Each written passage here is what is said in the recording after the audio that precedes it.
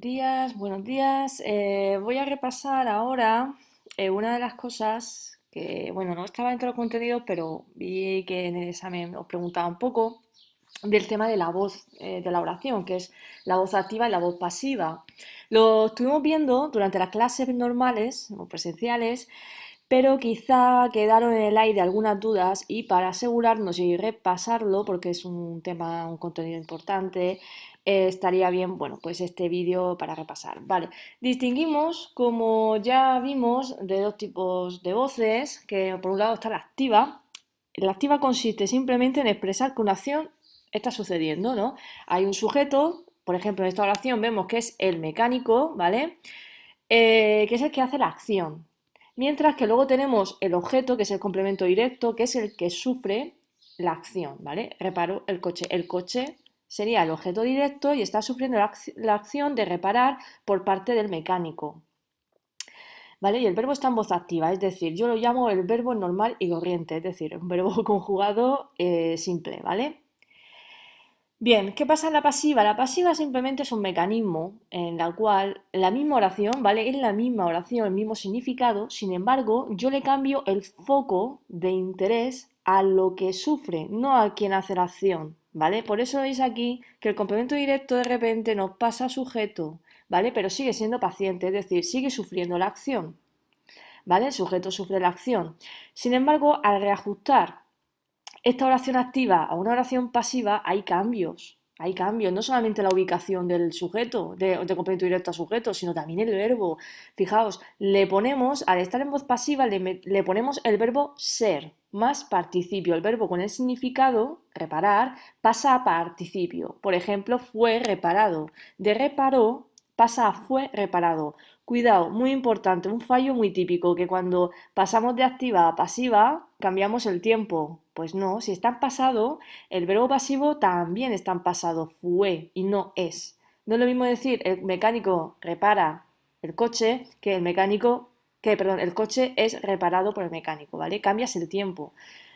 Bueno, y el sujeto que antes hacía la acción, aquí lo ponemos detrás, ya no nos interesa, y lo ponemos con una preposición por el mecánico, y esto se llama complemento agente, que seguro que os sonará. El complemento agente solamente aparece en oraciones pasivas y con la preposición por, y es la persona que hace, que realiza la acción, ¿de acuerdo? Y siempre aparece en pasiva al final de la oración.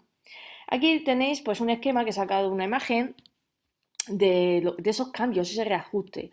Lo veis aquí, ¿no? Que el sujeto, sintagma nominal sujeto, la voz activa, la radio difundió la noticia, pasa a última posición como complemento agente y además transformado, porque es un sintagma preposicional al ponerle el por. El verbo pasa de activa a pasiva con el verbo ser, fue difundida, difundió, fue difundida, y el verbo difundir pasa a participio. Y la noticia, que era el complemento directo de la oración activa, pasa a sujeto, que es el sujeto paciente que sufre la acción, la noticia. Voz activa, la radio difundió la noticia. Voz pasiva, la noticia fue difundida por la radio. ¿Qué he hecho? Poner el foco de interés, lo que a mí me importa en la pasiva es quién sufre la acción.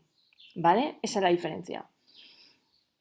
Y aquí añado ya un breve repaso porque salió una pregunta, ¿no? Del acento diacrítico, y aquí también he visto yo que ha habido un follón un poco grande en el test que puse, en el modo. Vamos a ver el por qué, o sea, es un lío, lo sé, ¿vale? Es simplemente cuestión de entender un poco, de pillarle un poco el truco. Vamos a ver, hay cuatro formas.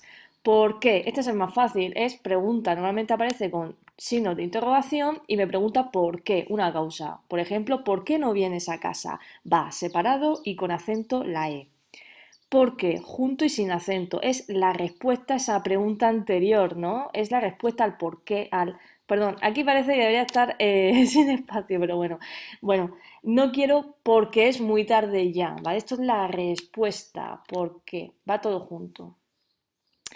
¿Por qué? Separado y sin acento. Este es el más extraño y el más difícil de pillar, ¿vale? En realidad el truco está en que hay un el, la, los, las escondido, ¿vale? Por ejemplo, este es el motivo por que intervinimos.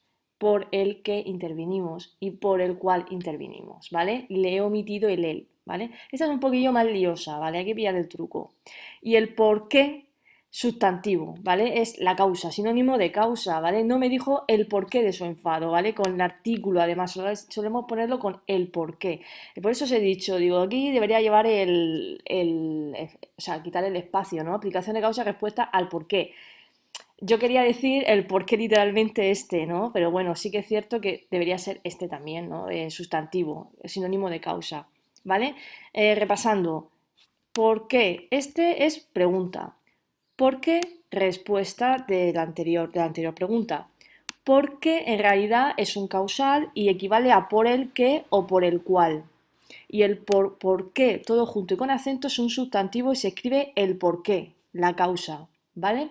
De todas formas, os dejo aquí un enlace que lo explica bastante más detallado de este tema.